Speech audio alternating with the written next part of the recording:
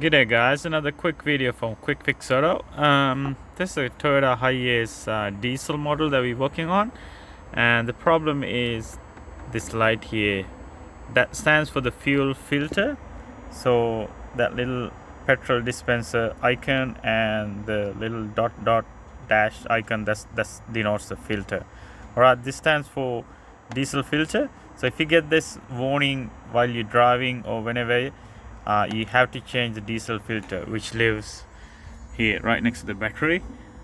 It's this one. It's a plastic container. You undo these two hose clamps, one there, and then this clip here, and there's one underneath.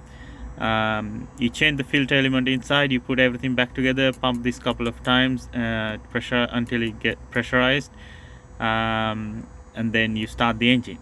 But the problem is that warning light won't go away, so you must be scratching your head, what the heck have I done? It didn't go away. So you have to reset it. Just alone changing the filter won't take that light off, so I'm going to show you how to reset this one now. Alright, so what you got to do is turn the key off, fully off, and then come over here, unplug this sensor. You just press it on the tab and then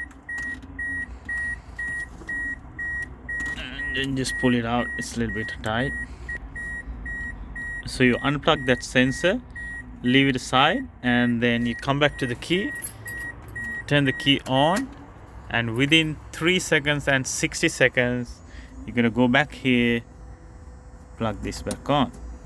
That will reset it. So we come to the dashboard again, bingo, that sign is gone. So it used to be here, now it's gone. So that fixes your problem. Thumbs up if you like this video, subscribe, and let the people know. Spread the good words.